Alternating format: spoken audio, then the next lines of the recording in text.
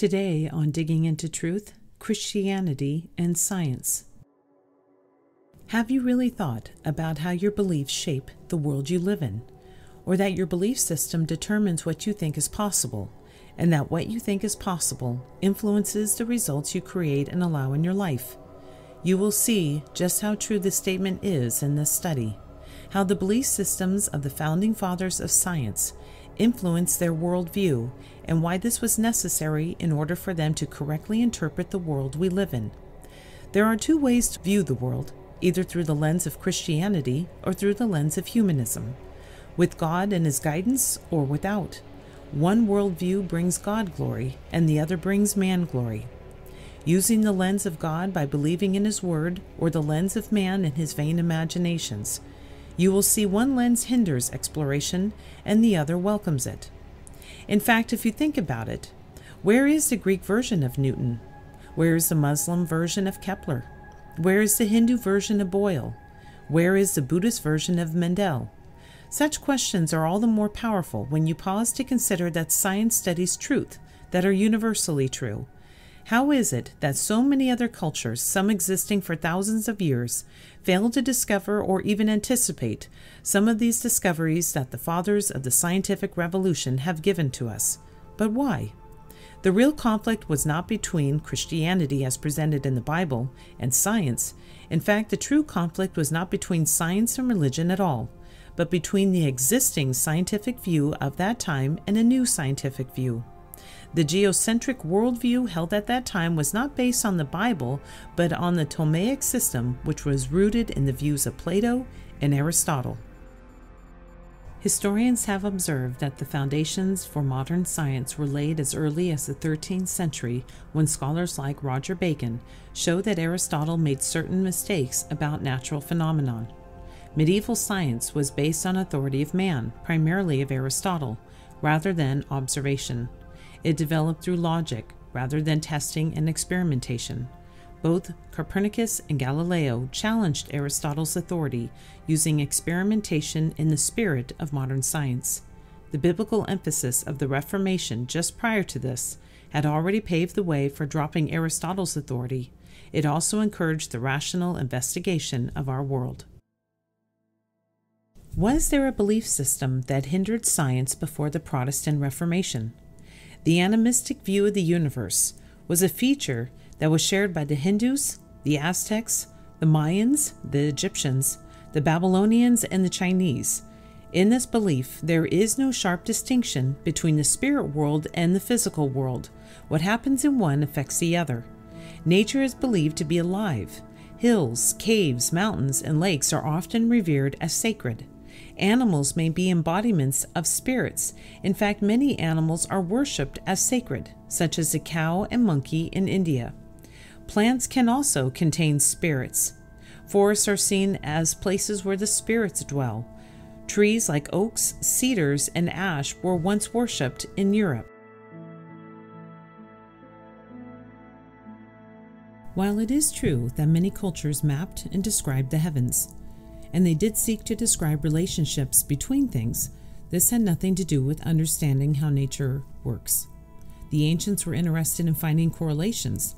Yes, the Chinese and many other cultures would keep records about the position of the stars, and they did create calendars and were able to make predictions, but none of this had anything to do with trying to understand how nature works. It had nothing to do with science, and for thousands of years it never anticipated science.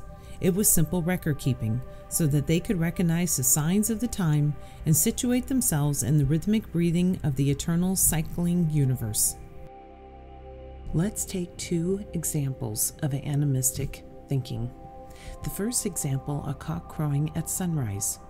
In animistic thinking, no one would ask why the cock crows when the sun comes up. In fact, their animistic thinking would often lead them to think the cock might be causing the sun to rise. Another example can be found in China. It was believed that misconduct on the part of the emperor or his officials would have a disturbing effect on celestial motions, which would have a further disturbing effect on terrestrial affairs. Let's take a moment and look at some of the beliefs of animistic followers. Community-centered life. An individual has meaning only in the context of a community. Harmony. Care is taken to maintain the harmony between the two worlds, the spirit world and our world. Focus on the present. Success, failure, power, and knowledge, the need to control life. Power. Constantly struggling against spirits, other humans, and supernatural forces. Everything that happens can be explained by powers at war. The goal is to attain power in order to control the forces around man. Pragmatism. Animists are not interested in academic understanding of spiritual and scientific truth, but in securing good, meaningful life and protection from evil. Holistic view of life. The obsession with invoking good luck and avoiding bad luck involves every aspect of life, from what you eat to where you place your furniture to how you sleep. For example, in Alhambra, California, there is a large population of Chinese people. Houses with the number 4 in the address do not sell well there, because the number 4, pronounced shi in Chinese, is the first letter in the word for death, so the number is considered very unlucky. Fear. Many see the world as a hostile and dangerous place, filled with spirits and forces antagonistic to people. Seemingly mundane activities, such as moving the wrong rock, can bring potential disaster. People turn to their ancestors, gods, and spirits for protection.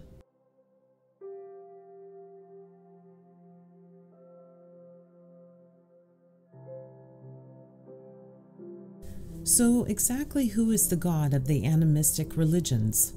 It may surprise you that most animistic religions teach that there exists one supreme being. He is often described as omniscient, eternal, beneficent, omnipotent, and righteous. He is the creator, the moral lawgiver. He punishes those who do evil and blesses those who do good.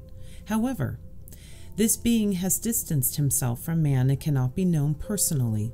Legends abound that he was once near, but was angered with man and removed himself. He left man to their own devices and used lesser gods and spirits to do his will and serve as his ambassadors. So if animistic religious belief hindered scientific discovery, what type of belief system welcomed it? Stefan Schnoblum, assistant professor of history, science, and technology at University of King's College, states that there is a direct and positive relationship between the resurgence of the literal interpretation of the Bible as a result of the Protestant Reformation and the rise of the empirical method in modern science. As Professor Schnoblum explains, scientists started studying nature in the same way they studied the Bible, just as they studied what the Bible really said rather than imposing outside philosophies and traditions upon it. They likewise studied how nature really does work, rather than accepting philosophical ideas about how it should work. It was, in part, when this method was transferred to science, when students of nature moved on from studying nature as symbols, allegories, and metaphors, to observing nature directly in an inductive and empirical way, that modern science was born. Paul Davies is a theoretical physicist who is also not a Christian, but he too has spoken about the essential role of Christianity. All the early scientists, like Newton, were religious in one way or another. They saw their science as a means of uncovering traces of God's handiwork in the universe.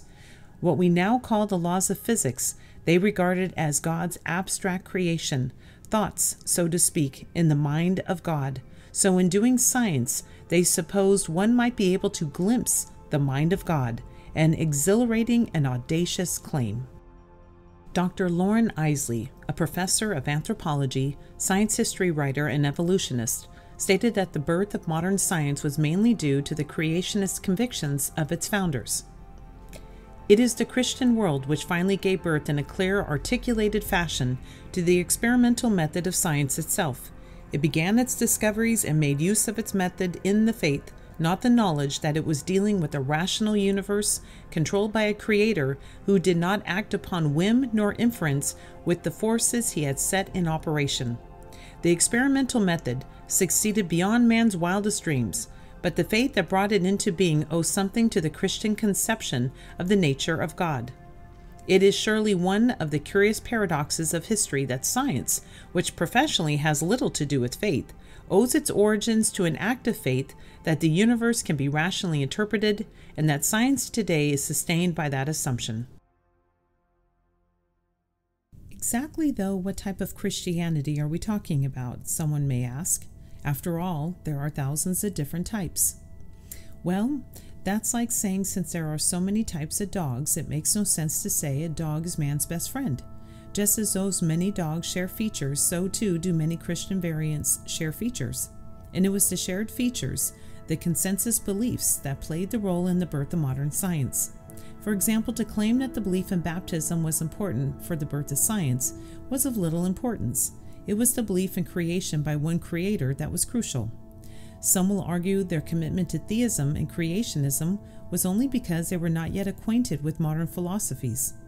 Many of the Christian inventors were strong opponents against Darwinianism. Even those who lived before Darwin were strong opponents against earlier evolutionary systems, not to mention pantheism, atheism, and other such anti-supernaturalist philosophies, which were every bit as prevalent then as now. What are some of the shared beliefs of the fathers of modern science? Belief in one God. Only lofty and vigorous monotheism could instill a sense that there exists a being so powerful that he created all there is to create. Pagan gods were too often seen as part of nature. A belief in a rational God. This belief has a major implication to it. A rational and orderly God would create a rational and orderly creation, a creation that would turn out to be intelligible. Thus, all one had to do was uncover what there was waiting to be uncovered. And number 3, a belief that the universe was created by means there must be a purpose for which it was created.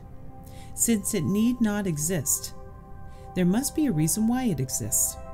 Furthermore, since it could have existed in any form, there must be reasons why it exists in the form that it does. An orderly universe arouses curiosity, while an evolving universe does not. While neither Alfred North Whitehead or J. Robert Oppenheimer were Christians, both stressed that modern science was born out of the Christian worldview.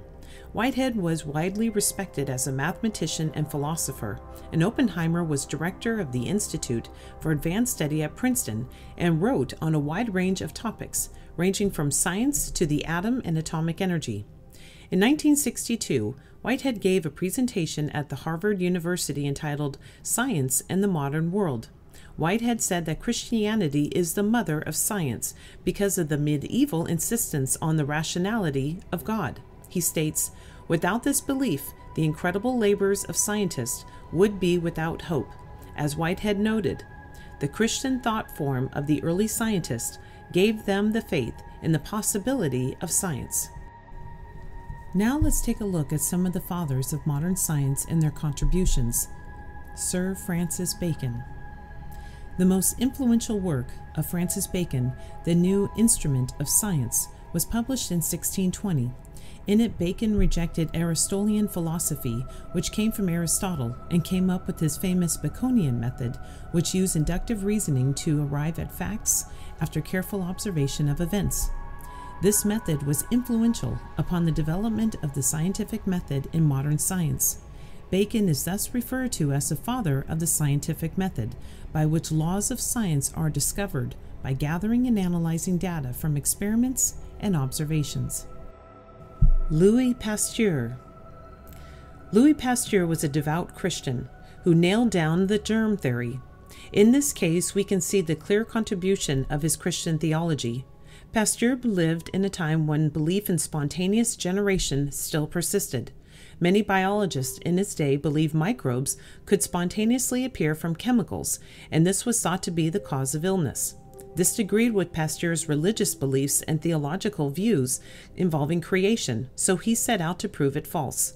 and he succeeded with some clever experiments that are still taught in modern biology texts today. Since Pasteur proved that microbes don't spontaneously appear from previous chemical states, he argued that illness must be caused by the transfer of microbes from one person to the next.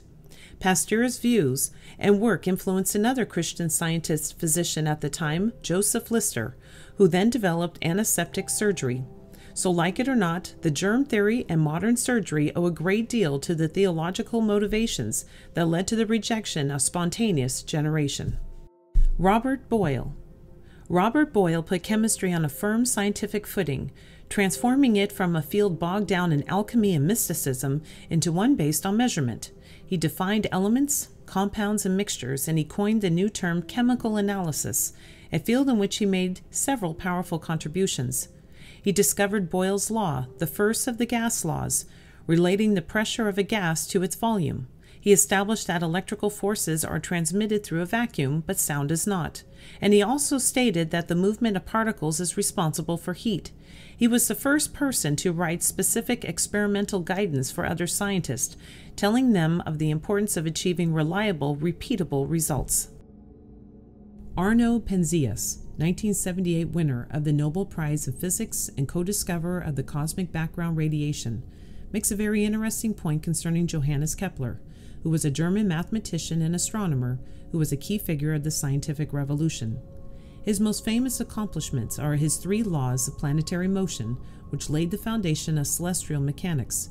Penzias says this: that really goes back to the triumph not of Copernicus, but really the triumph of Kepler.